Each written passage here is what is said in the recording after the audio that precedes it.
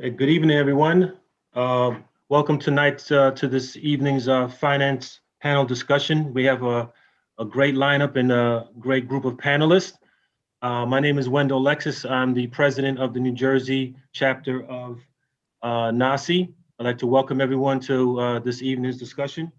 First, let me start off by first thanking our panelist, Iradis, Gerald, and we will call him Jerry because he's we always see him and work very closely with him, and also Innocent as our third panelist. I'd like to start off by first introducing Iradis Chijioke, MHA, senior finalist analyst from Adventist HealthCare. Iradis, thank you for joining us.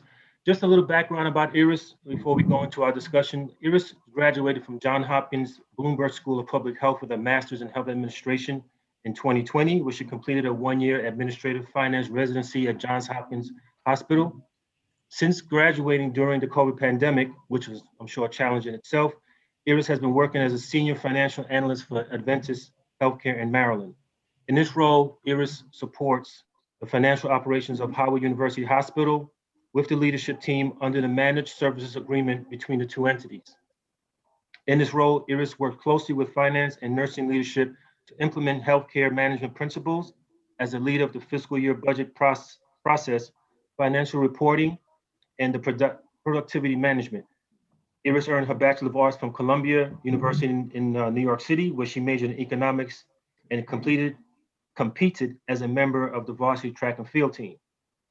She's an active member, or was an active member on campus as a treasurer of the Black Students Organization, and upon graduation, gained an opportunity to serve as the founding treasurer of the New Jersey chapter of the National Association of Health Services Executives. In her free time, she stays active with exercise and travel while exploring hobbies during the pandemic.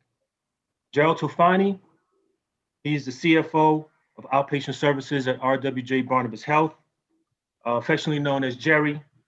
He's the Chief Financial Officer at Barnabas Health, New Jersey. He has 45 years of financial experience in healthcare finance, including 30 years as a hospital chief financial officer.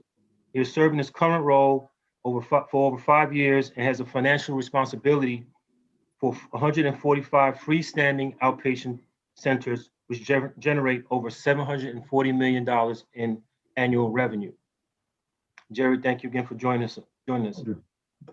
Our third panelist, Innocent Okechukwu. Please forgive me if I mispronounce. He's a business and finance program manager, UW Health, and a co-founder of Accelerator.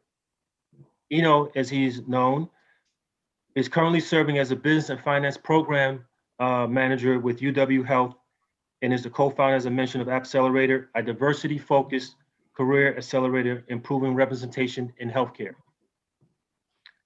As a health system leader at UW Health, has experienced leading areas in clinical service lines, hospital business operations, and enterprise strategy. As an early careerist, Eno's passion has been creating and driving innovation within the industry, and he holds a bachelor's degree in health science and a master's degree in health administration from the University of Missouri. So again, thank you all for joining us. Let me get my bearings. 1 second.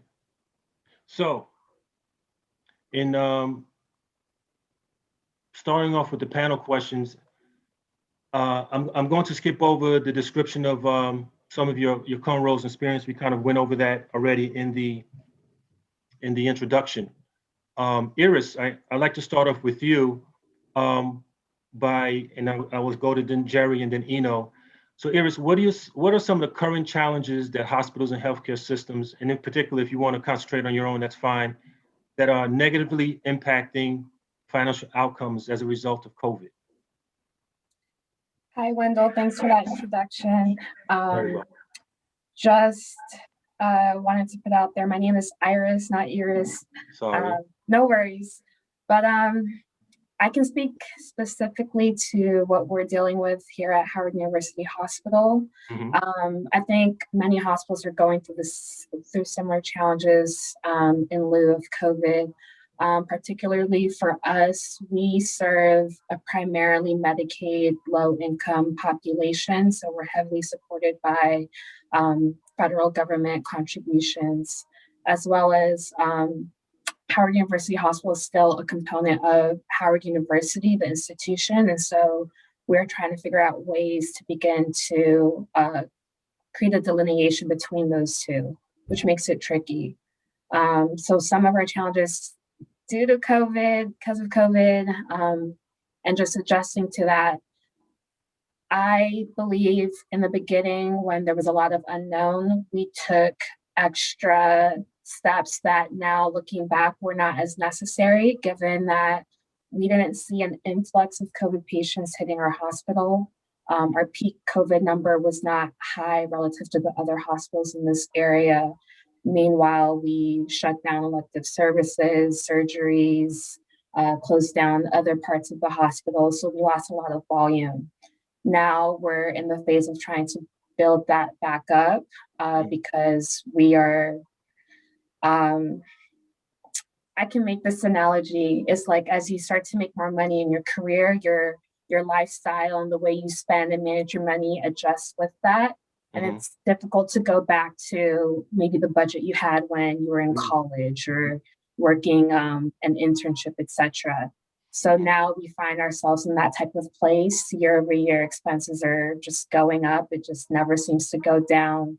So your revenue really needs to increase at that same pace, if not better.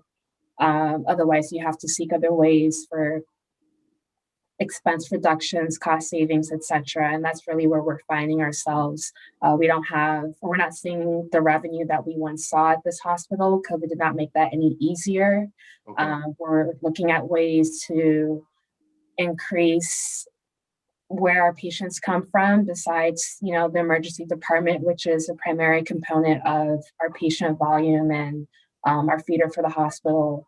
And then we're limited as far as physician referrals. We rely on one or two groups. So we're looking at ways of expanding how we bring revenue into the hospital. But I think the primary focus right now is on managing expenses.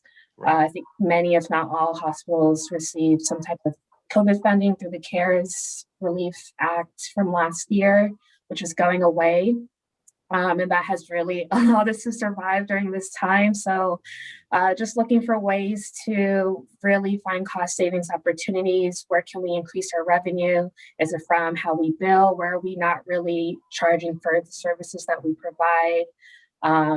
Do we still need all this contract labor? Contract labor is mighty expensive, has me reconsidering my career choices, but it's costing us so much money. And so we're working on figuring out ways to manage that in a way that's not only cost effective, but wise for our clinical units. So some of that looks like how can we retain staff or improve our recruiting efforts and initiatives so that we can retain and recruit hired employees as opposed to relying on contract labor to a level that with COVID seeming to be better managed, we have better strategies in place, et cetera. How can we start to decrease the amount of contract labor that we've been relying on? So I'll just stop right there. Right. Jerry, we'll switch over to you. Go ahead. Wendell, first of all, thank you for having me on this panel. It's an honor to address this crowd. It's an honor to be on the panel with Iris and Innocent. First and foremost during the pandemic is we have to ensure the safety of our patients and our employees. And as you can imagine, there's a cost to that, whether it's in PPE or the protective devices. There's also a cost in the additional throughput to proceed from one patient to the next. But to Iris's point about revenue, the centers that I deal with are very heavily volume driven. So there's an investment like in our imaging centers, a big investment in equipment in the building. So that's a fixed cost, whether we have patients or not. And there's a certain break-even volume that if you don't hit, you're losing money. And in the beginning of the pandemic with restrictions on travel, restrictions on elective surgery, restrictions on the size of a crowd that can gather, a lot of the patients went away, especially if it was elective. So we had a few months in many of our centers where we had expenses, the rent, the leases on the equipment, sometimes standby staff, and no revenue coming in. So fortunately, we were able to rely on some reserves we had built up to hold us through. And then as the patients started to come back, we were able to, start to catch up. Some areas we did, some areas, there's a lag, a hit to the bottom line that, you just never make up. Mm-hmm. Mm-hmm. Great. Innocent, I'd like to now pose a question to you as well. Yeah, that's a great question. And again, thank you guys for having me on the panel. It's a pleasure to get to speak with this group, and also to be joined by Jerry and Iris. So, this is obviously everyone has been dealing with this over the past 13, 14 months. And as Jerry mentioned, the priority one is to keep everyone safe and as healthy as possible. And that is for both patients as well as staff and our providers. So as we think about just the impact, the financial impact that COVID has had over the past 13 months, some of the focus areas, and I'll give a little bit of context. So as in my role as business operations and finance program manager for the hospital division, I'm working really closely with a lot of the hospital division leaders, so the COOs and the service line leaders, to really roll in our financial, stewardship strategy across these business operations areas. So one of the main things that was immediately impacted by COVID was our case mix. Obviously, you needed to reduce the amount of surgical patients that you're taking in. Elective surgeries were totally brought down to nil. You were really only seeing patients that were coming in with COVID, patients that were coming in with COVID, and then emergent and urgent surgeries at that, which was really a small percentage of the volume. So with the case mix being significantly impacted, then you started to see the numbers be impacted dramatically on the financial side. And so from an operator standpoint, what we look at very frequently is what is in our control. Oftentimes case mix won't be in our control. Oftentimes what comes in the door, to a degree, that's in our control, but in this case it wasn't, because we need to be as safe as possible. Mm-hmm. So one of the things that is in our control is, as Iris talked about, is expenses. And the biggest bucket of expenses is our labor expense, our human resources. So we have a pretty robust strategy around productivity primarily in our variable cost centers, but it included rolling this strategy out to increase or to track productivity and improve productivity relative to where we were at the time, for not only variable cost centers, but also for fixed departments. So an example of that, or something just like that, as we were walking or thinking through, is, okay, with all of our surgery volume being down, what is the OR team doing or reprocessing team doing? And, it's not a super, it wasn't a super easy conversation, but it's like there's a bunch more needs, or there's new needs that we're experiencing now. Mm-hmm. Now we need to, with our, given the pandemic, we need to screen, at the front doors of hospitals and clinics. We need to ultimately, we need to staff the vaccine clinics, all these different sort of new needs that, right. The idea was like, do you reposition staff in order to do that? And then where does that staff come from? So those are some of the challenges that we work through as well in regards to productivity. Mm-hmm. But then one of the more interesting ones, and ones that, that I definitely, worked through a little bit, was establishing productivity markers or targets for fixed teams, your administrative and business operations areas, that often, they just have that fixed component, expense. But it's like, the volume of work is completely slowed down. We're not doing our strategy at the moment. The strategy is to combat COVID. Mm-hmm. We're not doing a super robust, capital budget plan. Everything is paused. Everything is, stopped. So those are some of the areas that we looked really deep into and that were impacted. But I would just say case mix was the immediate indicator. And that was the big red. Okay, here it is. Here's the impact. And then, from my perspective, working with the hospital division, it was really around productivity of our teams. So it's safe to say that in any case, with the diverse systems, that your operating level right now is decreased and is slowly starting to pick back up. It may increase more quickly, let's say, in outpatient services.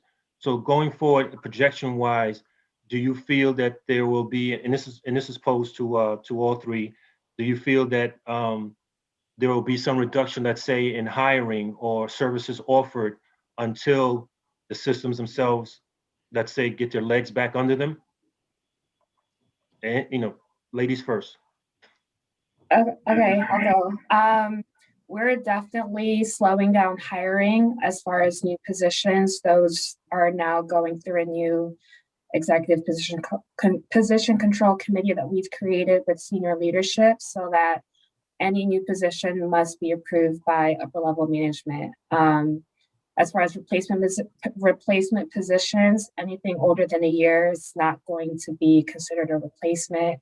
As of a couple of weeks ago, we've really been trying to hone down on that, because what we see when we look back a few years, up until COVID, our volumes were increasing, our expenses were increasing. COVID came, expenses continue to explode, not just increase, explode, especially when it came down to labor and the contract labor costs. Volumes and revenue, well, from a volume perspective, those are slowly starting to come back up. OR cases and other services that we had closed for the time being, but those labor expenses are still there. And so, similar to what Innocent was saying, really trying to we spent the past year identifying what the productivity was, like a current state, a snapshot. And now we're at the point where we can identify targets for them. And so we really have been working on pushing them towards those productivity goals and measures, and getting them to understand a new language of, if a labor need is not supported by the volume you're bringing in, then it can't be approved. And even the staff you have on the unit right now, you have too many. Your census is slow. So how are you flexing? How are you managing to lower levels of patients being seen? And what we often hear is, we're so short-staffed, it's so busy, or sometimes everything happens, we have trauma come in and this comes in all at the same time. Really have to work on backing up those anecdotes with data, which is what we've been trying to bring to the conversation more often. But yeah, back to your question. I think the growth in volumes is not coming fast enough, whereas expenses, we have to find tangible ways to really slow that down and find ways to do things better. Mm-hmm. Jerry? Mm-hmm. Thank you, Wendell. As you had mentioned, it seems to have come back a little quicker to the outpatient centers. So although we're not quite at the levels we were in 2019, we're more like where we were at the end of 2020. So, and with, they're used to using very efficient staffs. And as you know, there's a variance, you need a certain amount of staff for sort of a range of patients. So we're in the middle of that range. So quite honestly, I think we're back to the same employment level we were in 2019. But we won't be, as much of a surplus on the bottom line until we get the volume back where it was in 2020. But we have not, we had some furloughs during the height of the pandemic, but that slowly ramped back up. I would say, in answer to your question, right now we're back where we were at the end of 2019.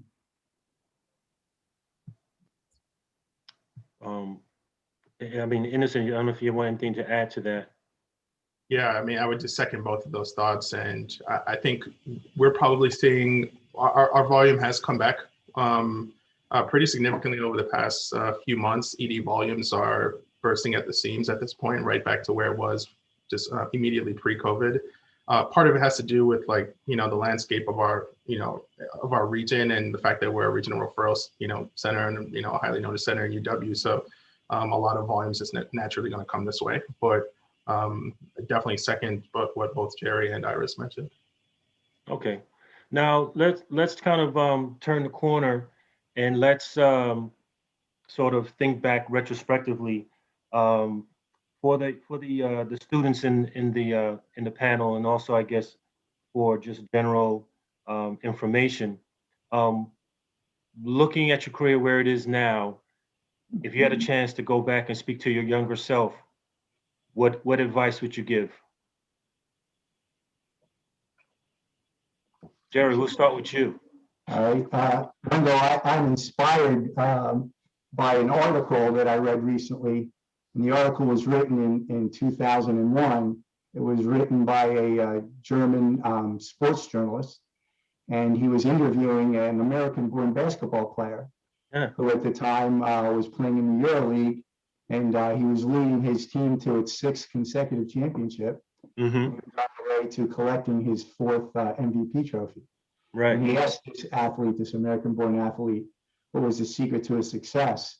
So for our panel at large, the German fans, called this gentleman the Iceman. We know him as our moderator, Mr. Wendell Alexis. This So, is Myth we're talking here. So Wendell, your reply was 3 things: versatility, perseverance, and self-confidence. And my personal experience has been, if you can harness the energy from those 3 virtues, you can do anything. Nobody's going to stop you. You can accomplish whatever you want to accomplish. And although I'd be interested in your opinion, if I had to give a nod to one over the other 2, it would be self-confidence. Correct. So thank you for that inspiration. Mm-hmm. Iris.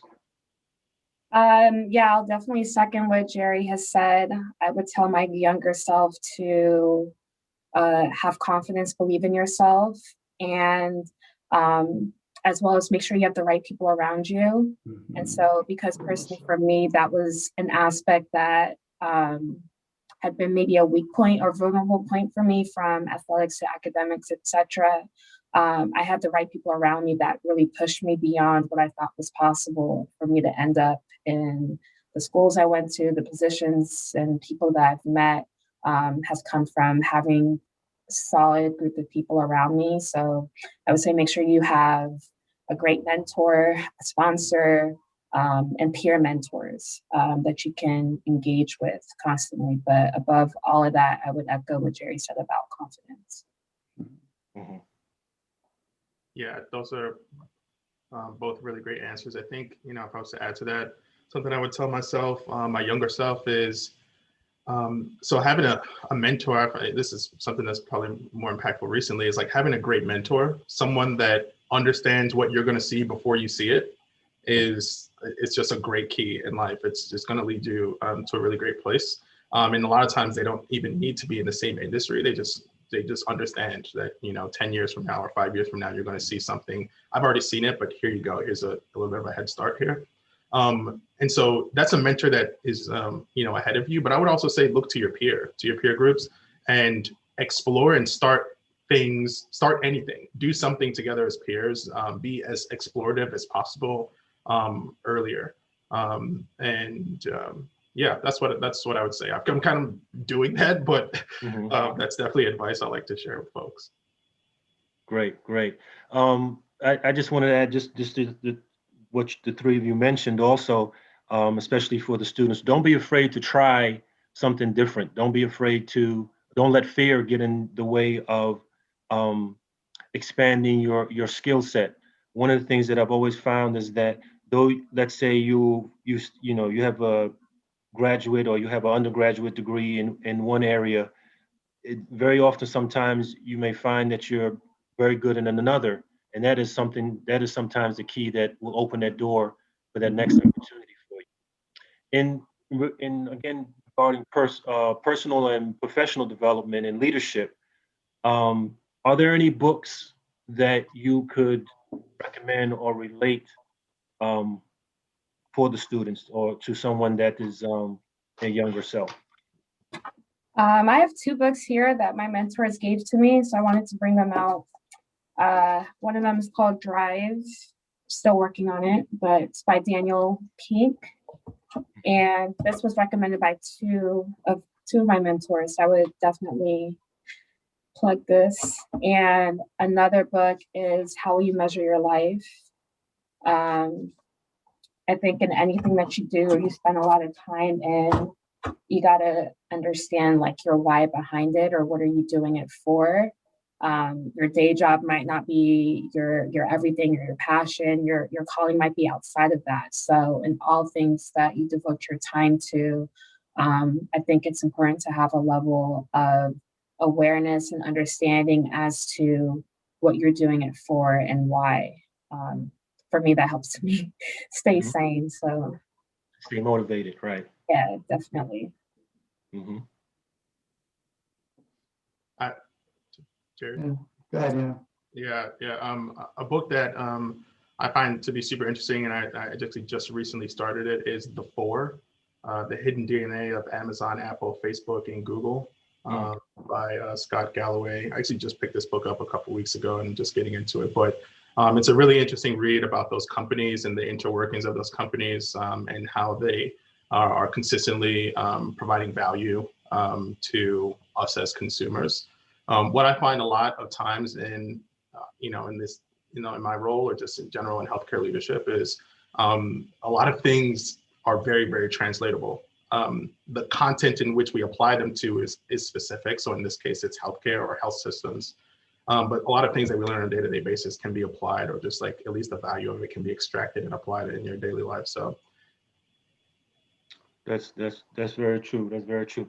For the attendees and of course through the chat, if you have any questions, please type them in, and we'll make sure to ask our panelists these questions.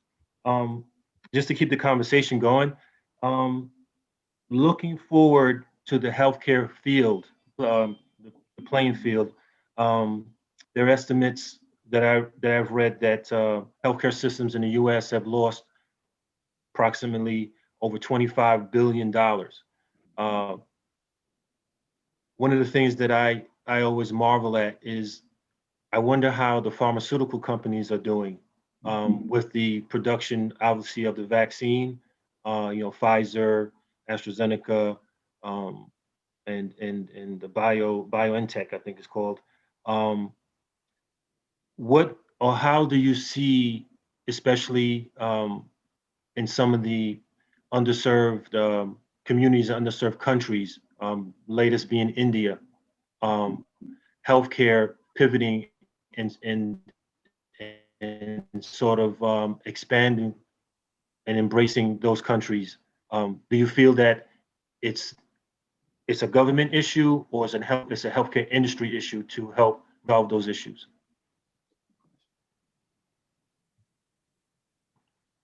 yeah, I'd be happy, Anyone? happy to jump in here.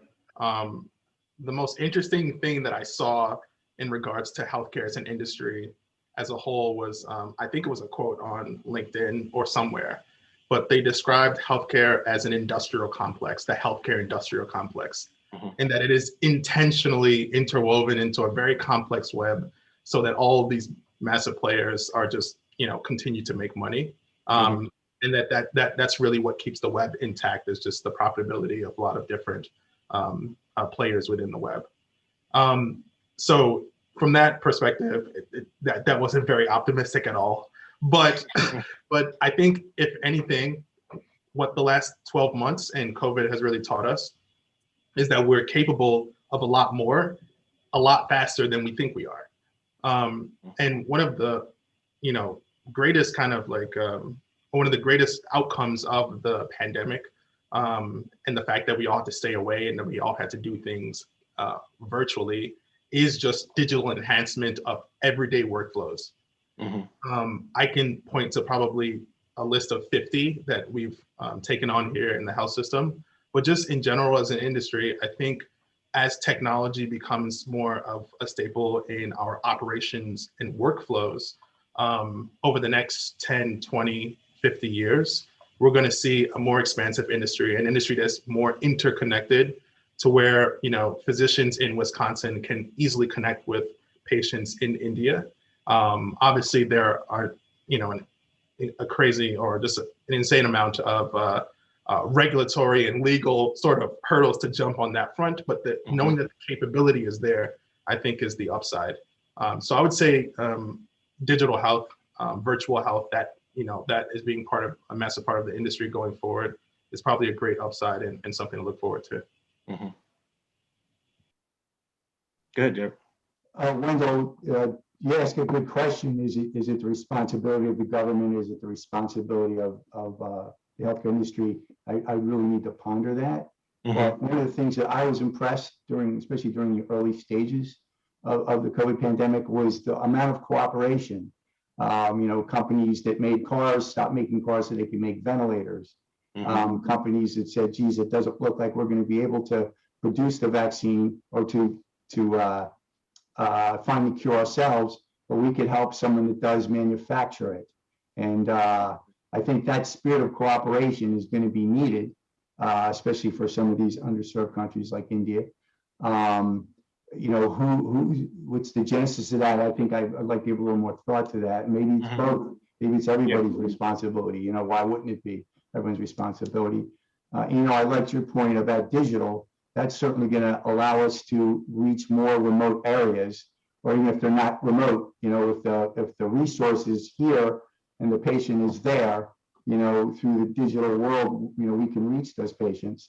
I think that will make improvements. But, Wendell, I think we have to make an awareness that this issue is out there, and let's see who steps up to the challenge. Mm-hmm. Mm-hmm. I think the whole work environment for healthcare has changed. As Innocent mentioned, the just the way that work is being done, the normal health and work environment has evolved. I think healthcare as an industry, though through the pandemic, it was sort of forced to change and forced to reshape itself.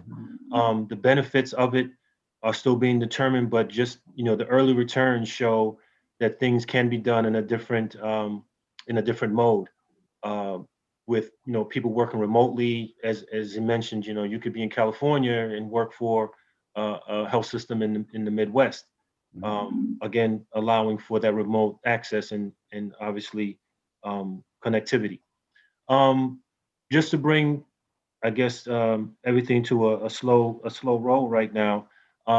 Again, if there are any questions anyone likes to ask, please make sure to send them through the chat room. We will be starting the Q&A in about 2 minutes. Really, last question I would like to pose to everyone, and I guess Innocent and Iris being the closest to freshly made graduates. How would you view if someone came to you, an undergrad or a graduate student came to you and said, "Hey, I'm going into the healthcare field. I'm majoring in data analytics." Would you tell them, "Hey, that's a good idea," or would you say, "Run in the other direction," or would you say, "Hey, also think about healthcare IT. That's an exploding field that you may want to look into." What sort of insider tip would you give them? I'll go quickly, but I'll definitely hand that off to Innocent. As far as data analytics, working with that every day, I think it's extremely crucial that aspiring health leaders are competent with Excel, Access, Tableau, those basic technical tools and resources, because with a lot of leadership from prior generations, I'm not trying to age anybody, it's an asset to have, and a lot of clinical leadership, they don't have it as well. So it already separates you. I would also tell them to look at it as a means to an end, unless data analytics is truly like your passion. I think it's great to be in it for a bit, but use it as leverage for something else. It could be health IT in another aspect, but I personally wouldn't recommend a career in data analytics if you want to do something that's more creative, or seeing something new every day, or like not be solely behind the computer. I think I would encourage ways to integrate that with other aspects of healthcare. Great point. Jerry? Well, first of all, I would say you're going to work with some of the greatest people in the world, and that's a premium. Number two, a large part of our sector, especially among the providers, is not for profit. I mean, there is a whole complex, to Anna's point, that's for profit and generates a lot of money. But on the provider side, it seems to be a lot of not for profit. You're not going to make as much money as maybe a guy in the for-profit sector, as a person in the for-profit sector.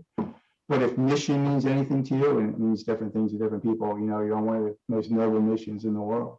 So I put those two as pluses.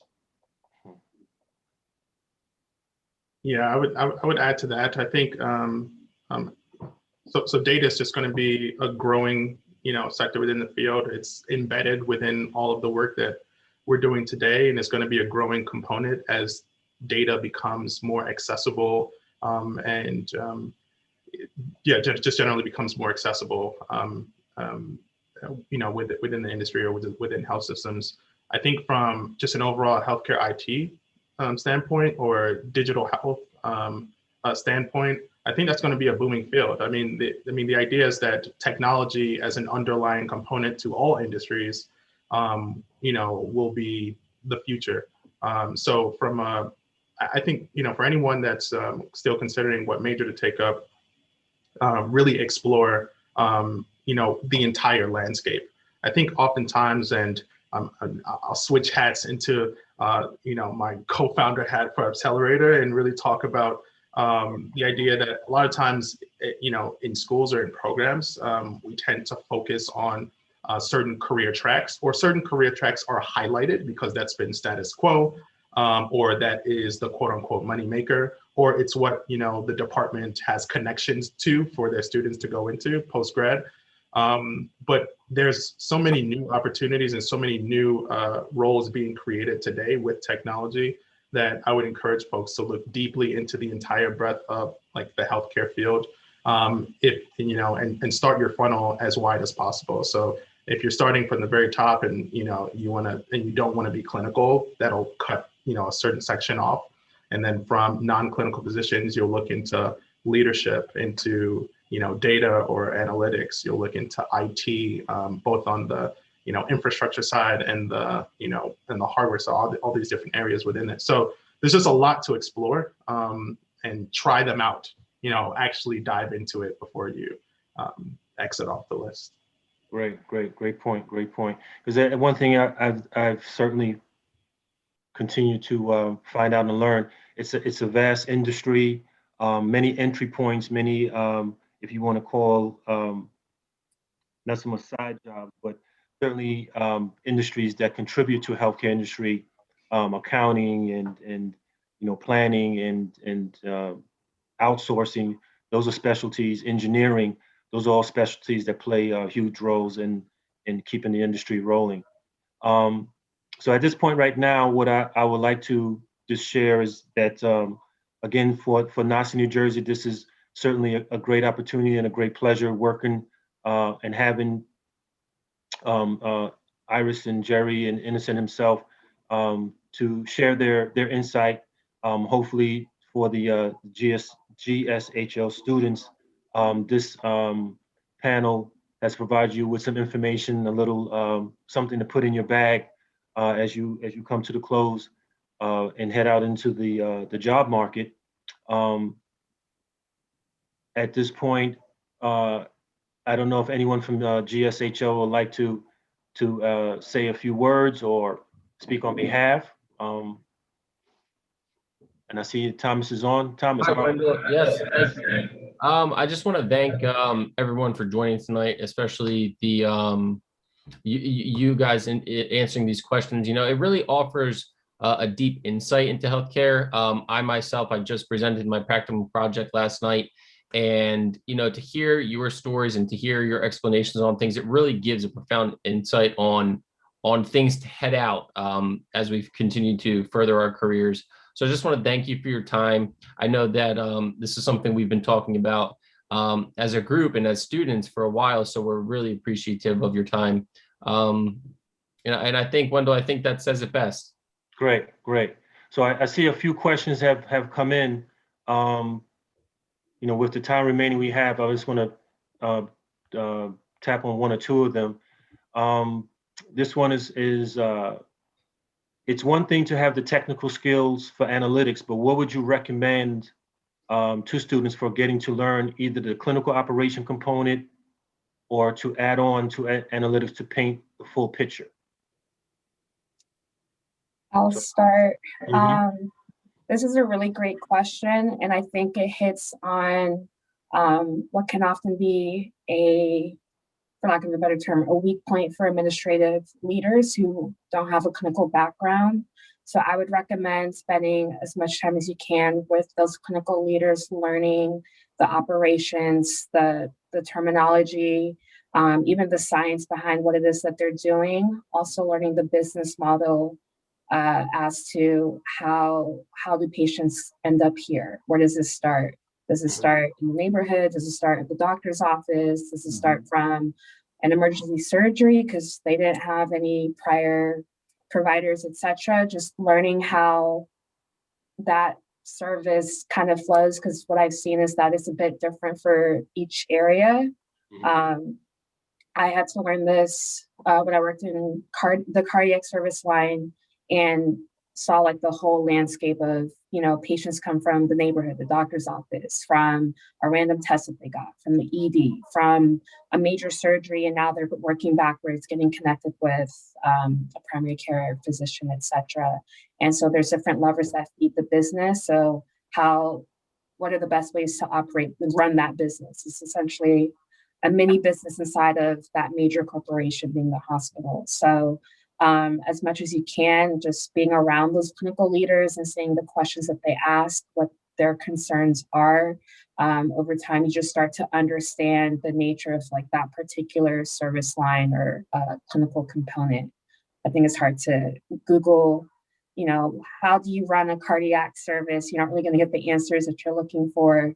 It's really being around it and just observing and talking to patients too was how I learned all of that.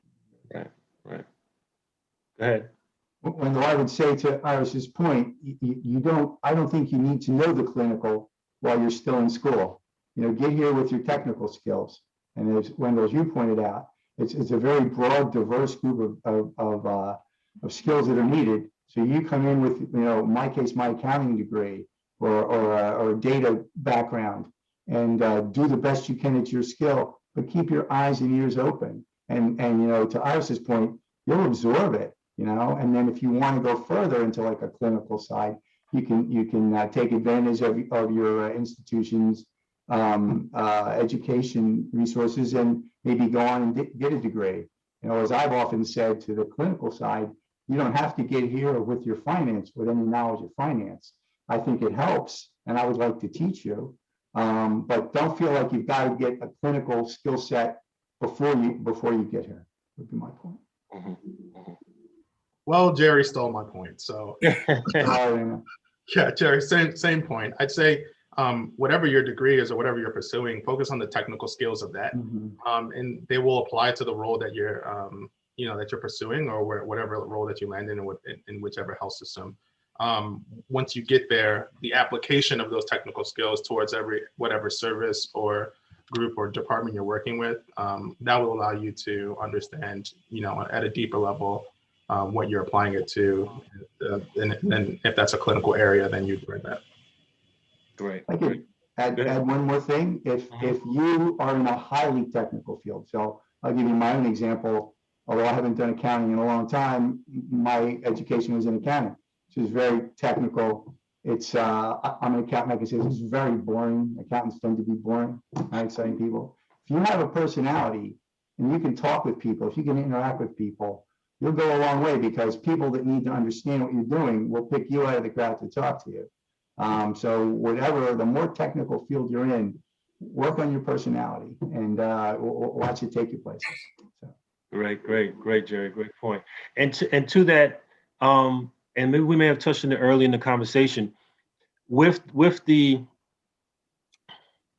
if you want to call it downsizing, I look at it more of like crushing effect, sort of like a pressurized, going in the ocean of the pandemic on healthcare and their spending.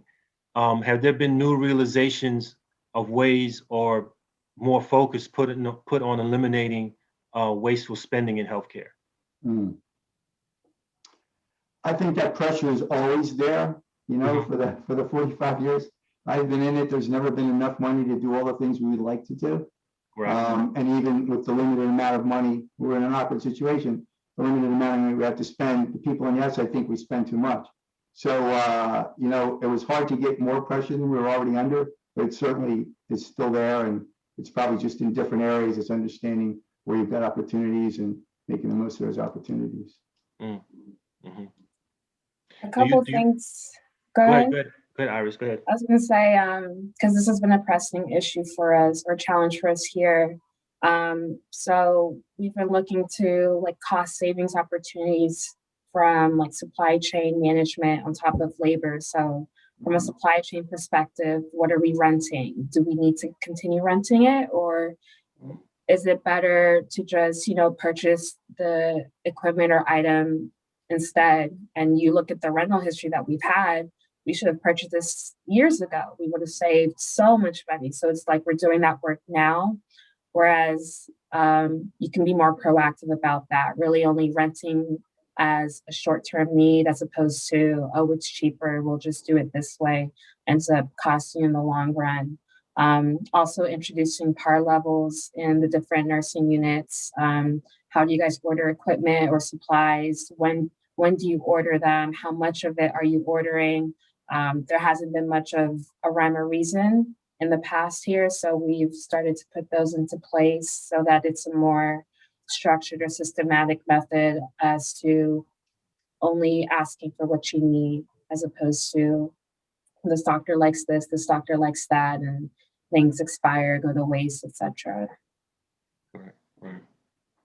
Yeah, I definitely agree with both of those points. I think along with, financial stewardship in departments or specific cost centers, one thing that was kind of interesting over the past 12 months is that the chaos or disruption of COVID also regionally and probably to some part nationally, but definitely in local areas, created opportunities also for businesses, for your actual businesses or services to, gain market share where folks were peeling back some of their productivity and, in this sort of service or in this sort of geographic area. So it's an interesting dichotomy where you have like everyone, being safe and pulling back and managing, to COVID, obviously. But then in the back of your mind as a service line leader or as an operator, you're also thinking there's a very ripe opportunity to advance the strategic initiative or to capitalize on the current state of affairs. Obviously, you do that in good enough taste, but I just wanted to throw out that caveat as well to some of this work. Yeah, because one of the things I always think about, will there be some fallout? Will there be some consolidation or of healthcare systems? Those that were weak, the pandemic pretty much put them out, and maybe now a stronger, more viable healthcare system will absorb them, or in fact, sometimes they just close out or completely. So it'll be interesting to see how that the playing field reshapes itself and who's left standing at the end. So with that, I think that's my final point. I want to thank again Iris, Jerry, and Innocent for taking the time and giving us their insight. Was truly helpful, and I think we're all the more richer from it. On behalf of NAHSE New Jersey and GSHL, I want to thank you again for taking this time and making it such a rich experience for us all. So with that, Thomas, I see you there. You want to? I just wanted to thank you all again. It was a pleasure listening to all of you. Great. And once again, thanks again, and everyone be well.